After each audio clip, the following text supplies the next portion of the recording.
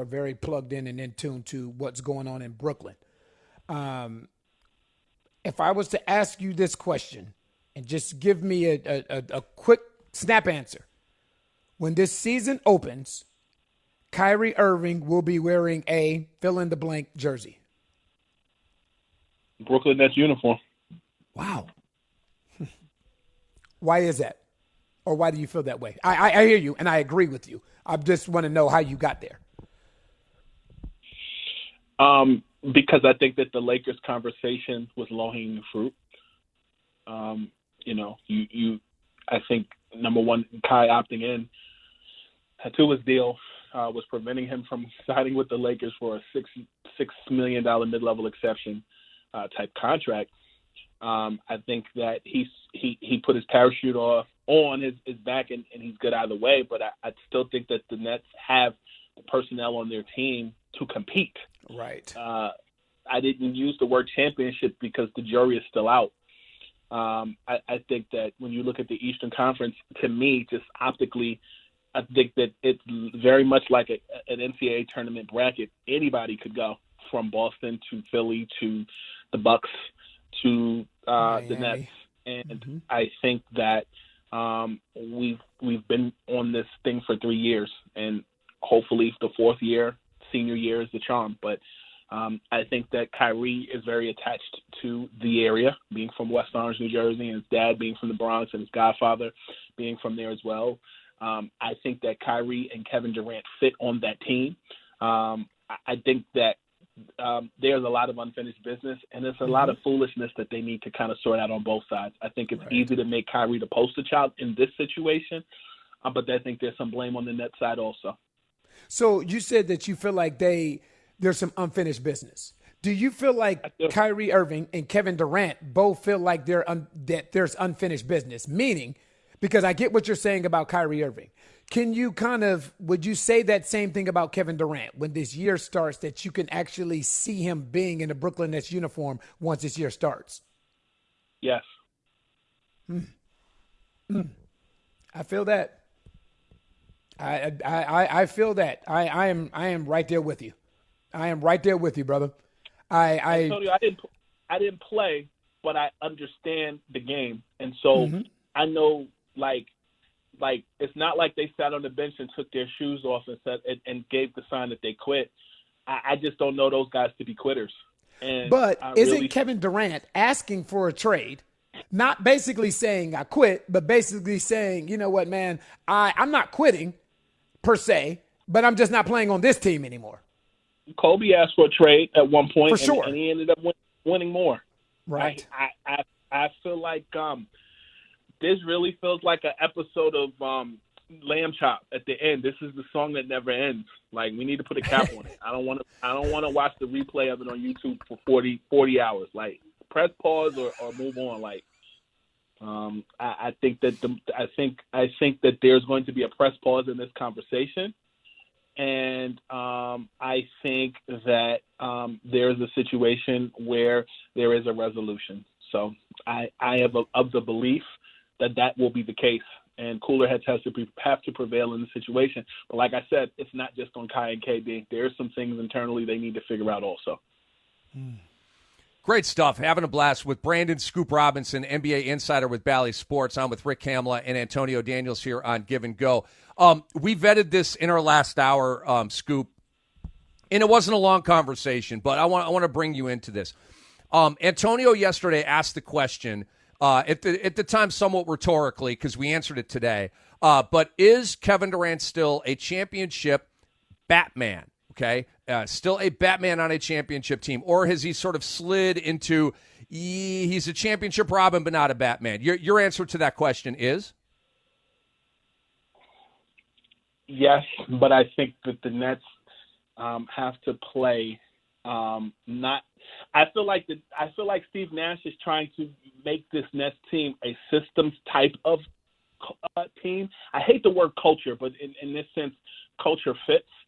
I think instead they got to let those two star acts be them while also complementing them with the right pieces to make them continue to be them. And so I think that it is Kevin Durant's team. I think that it is Kyrie's team, but it's Kevin's team first. That's why the Nets were reacting the way that the Nets reacted when he requested a trade. I think that Ben Simmons is a fit on that team, and I think he will still be Batman, and Kai can still be Robin, but I think that Ben Simmons has to be allowed to be Commissioner Gordon, facilitate, run up and down the court, play defense. He doesn't have to take threes and jumpers. Just be you. You know, Scoop, you spoke earlier about Brooklyn, and I agree. I think anytime you're talking about separation, divorce, it's never 100%, 0%. Everybody carries some fault here. And, you know, you hear a lot about what the players have done, you know, what Kevin Durant has done and what Kyrie Irving has done. And earlier you said, you know what, the Brooklyn Nets deserve a fair amount of criticism here too. What do you think, if you were in the Brooklyn Nets, Sean Marks' shoes in particular, what they could have done different in this particular situation? There's a few things that you could do, because I think that for Sean Marks, the issue with James Harden was a Steve Nash issue, not a Kyrie issue, as what was widely reported. And I think that in this situation, Steve Nash and Sean Marks are package deals, and so you can't have one without the other. Almond Joy has nuts. Mounds don't. And I feel like people trying to pick between Mounds and Almond Joy. We can still have coconut. Maybe we can put coconut. There's no debate. Scoop, there's no debate. Why would you want coconut and chocolate without the nuts? I just don't understand. To me, it's clearly Almond Joy. There's definitely a debate, Cam, because I would say neither one of them. But go ahead, Scoop. But go ahead. But continue. I would say Snickers, but go ahead. I love Snicker bars. You have me there. Yes. But go ahead, Scoop. I think at the end of the day, for Sean Marks specifically, I'm going to tell you what I think. I think that in this case with Kyrie and Kevin, just from observing and from what I know, I think him coming into this Nets situation, the Nets have never had bona fide superstars. Like, I have respect for Jason Kidd, and I'm not going to disrespect him, but Jason Kidd is not Kevin Durant. For sure. Kevin Durant is like of the swingman, Jordan, LeBron type ilk. I don't think there's a debate there, but I think having superstar guys, I don't think that the Nets know how to manage that the right way. And so I think that some would argue that he's in over his head. And I think that in this situation, when the stars are running the show, there's a level of discord. Like I think that, and Antonio, you might take offense to that. I hope you don't. I think coming from a Spurs system is like a college town. I don't think a Spurs system works in today's NBA, where the coach is the focal point in the same way the front office guy has to kind of understand, the stars and how they move. I don't know if I'm making sense there, but no, that makes a lot of sense. So the question I would ask you, though, is where does it stop? You know what I mean? So I understand exactly what you're saying, and I think you are spot on with your analogy. But in today's NBA, where does it stop, though? Because we've talked about this. If you are Brooklyn and what you're trying to do is cater to your stars, so you sign DeAndre Jordan, you go get James Harden, give up future draft picks, you go get an inexperienced coach because that's what they want, and then the moment something that doesn't go right, then it's like I'm fear if I do something or I say no, now they're going to ask out. Where does it stop if I'm in the front office? And I'll tell you something. So you're right. And I think the Kawhi Leonard situation in San Antonio was the byproduct of that culture shifting some, where stars, if they get frustrated, they bounce. I think that it's almost like what you say? I would say the what happened in San Antonio was, to me, a byproduct of no Tim Duncan being there anymore, of the culture being gone. Okay. You know what I mean? Okay. I understand exactly what you're saying, because I will honestly say, and I will, if Tim Duncan is in San Antonio, Kawhi Leonard may still be a Spur. You know what I mean? if Tim Duncan is in San Antonio at that time when everything happened the way that it happened, there is something to be said about teams where they have that different leader. You know what I mean? You see it in Golden State with Steph Curry. I think that Steph Curry and Tim Duncan have very, very similar leadership styles as far as you being the face of the franchise, not being super loud, but kind of allowing the coach to coach you, which kind of sets the culture for everyone else. I feel like once Tim Duncan walked out that door, the majority, if not all the culture, left with him. Yeah, it was a rap like Reynolds, and I feel like the silent, strong leader in today's NBA is so rare. Like very true. Everybody, yes. You don't have to be loud to be right, and I feel like in this situation, to go back to your initial question just about Sean Marks and everything else, I feel like in this situation with DeAndre Jordan, when you made mention of that with Kevin and Kai, there was a belief that was a big three. The problem is Steve Nash was running a Mike D'Antoni system in year one, which did not give DeAndre Jordan ample time to be him as a big man. Mm-hmm. It didn't. That's tough because it's okay. I'm thinking about this from.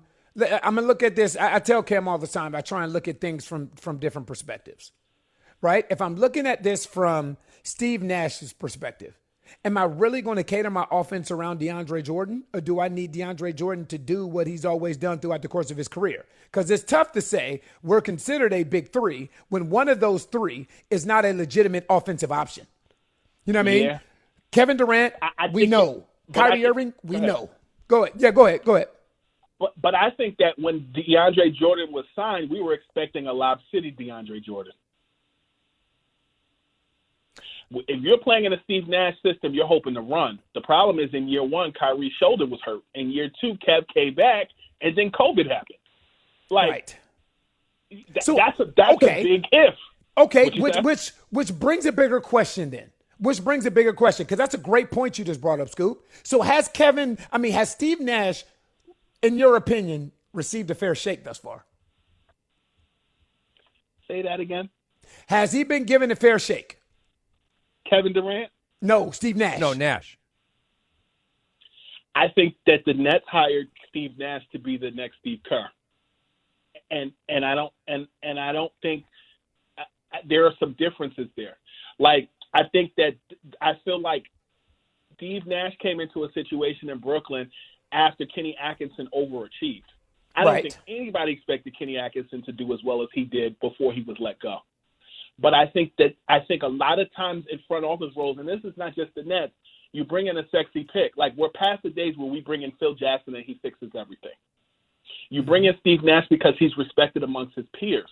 But at the same time, I feel like there were a lot of other people who could have been brought in. Like I know for a fact that, the Nets wanted to interview Phil Handy, Lakers assistant coach, as an assistant, and the Lakers would not allow Phil Handy to interview. I also know that Kyrie Irving wanted Phil Handy as a head coach. I'm not sure so much on whether that's what Kevin Durant wanted, but it goes back to what I said about being a package deal. Steve Nash is a sexy name, just like I feel like with Jason Kidd. Like when Jason Kidd was brought back to the Nets, we got in Jason Kidd. Okay, well, Jason Kidd is now a coach. He's not a player. He did his thing in Brooklyn. He went to Milwaukee. But Jason Kidd now is a household name as a coach because of how he navigated the Mavs. I feel like Steve Nash is a name. I think he's a great point guard.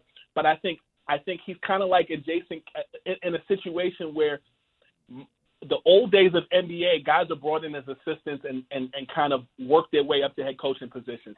Mm-hmm. I'm not sure if that should be Steve. Just because he was a great point guard doesn't mean he's automatically going to work magic on the court. Agreed. So